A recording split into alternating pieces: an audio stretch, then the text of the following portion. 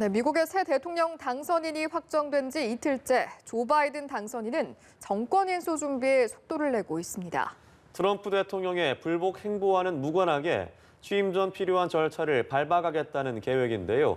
워싱턴 연결해서 자세한 내용 들어보겠습니다. 이경희 특파원. 네, 워싱턴입니다. 네, 이미 인수위는 가동에 들어간 거죠? 그렇습니다. 대통령에 당선되면 인수위를 공식 출범하는 우리나라와 달리 미국은 후보 시절부터 인수위를 꾸려 당선 이후 준비 작업을 진행하기 때문에 이미 인수위는 만들어진 상태입니다. CNN 방송은 인수위가 마크 메도스 백악관 비서실장 등 트럼프 행정부 당국자들의 도움을 얻어 마쿠에서 업무를 진행해왔다고 전했는데요. 현재 인수위에는 최소 150명이 일하고 있고 취임식 전까지 300명 규모로 커질 수 있다고 예상했습니다. 바이든 당선인은 대선 다음 날인 지난 4일 인수위 홈페이지도 개설했는데요. 코로나19 대응과 경기 회복, 인종평등, 기후변화가 우선순위 정책으로 올라와 있습니다. AP통신은 바이든 당선인이 이번 주 중 기관 검토팀을 발족해 현 행정부의 핵심 기관들에 접근해 취임식 이후 참모들이 중단 없이 업무를 이어갈 수 있도록 예산과 인력, 계류적인 정책 등을 검토하기 시작할 것이라고 전했습니다. 한편 당선 확정 이틀째인 오늘 바이든 당선인은 평소 일요일처럼 가족들과 델라웨어 윌밍턴 집 근처에 있는 성당을 찾았는데요. 공식 일정은 없지만 비서실장을 포함해 백악관 인수를 위한 팀의 핵심 구성원 인선을 논의할 것이라고 현지 언론들은 전했습니다.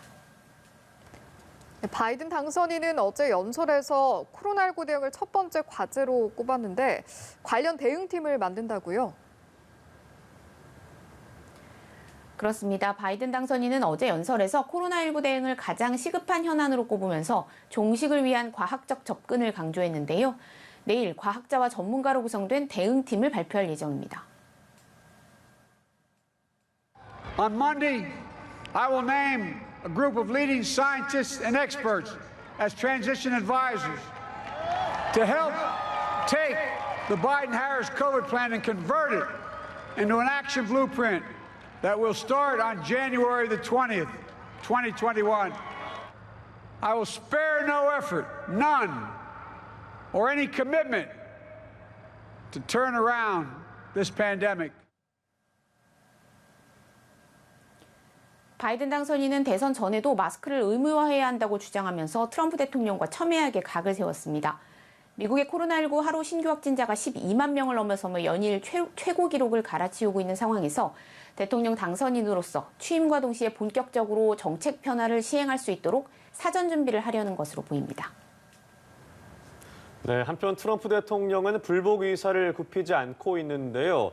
이 주변에서는 승복을 설득하는 참모들이 늘어나고 있고 이 부인 멜라니아 트럼프 여사도 승복을 설득하기 시작했다고요. 네, CNN은 소식통을 인용해서 트럼프 대통령에게 승복을 조언하는 내부 그룹의 의견이 커지고 있으며 부인 멜라니아 여사도 여기에 합류했다고 보도했습니다.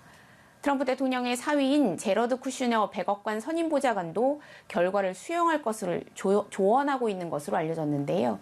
그러나 트럼프 대통령은 오늘도 부정선거 의혹을 제기하는 이들의 글을 트위터에 리트윗하며 여전히 대선 결과에 관한 불만과 불신을 표시했습니다.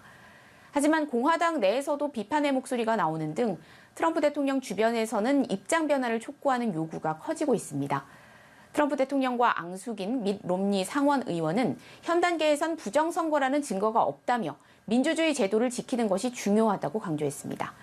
로이 블런트 상원 의원도 부정선거를 주장하는 트럼프 대통령 측이 부합하는 사실관계를 제시해야 한다고 지적하면서 선거 주별로 재검표 등 절차를 거치면 약간의 변화가 있겠지만 큰 차이를 가져오진 않을 것이라고 말했습니다.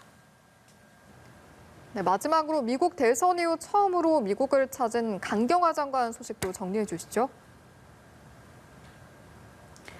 네, 우리 외교 안보라인 핵심 인사들 가운데 강경화 외교부 장관이 조 바이든 후보가 당선된 이후 처음으로 미국을 찾았는데요. 강 장관은 바이든 미국 행정부가 들어선다고 하더라도 과거 버락 오바마 행정부 때와 같은 대북 전략적 인내 정책으로 회귀하지는 않을 것으로 전망했습니다. 강 장관은 바이든 당선인 측 여러 인사가 공개적으로 하는 얘기를 들어보면 그때 전략적 인내로 돌아간다는 것은 아닐 것 같다며 지난 3년간 여러 경과나 성과를 바탕으로 북미 관계를 만들어가야 한다고 생각한다고 말했습니다.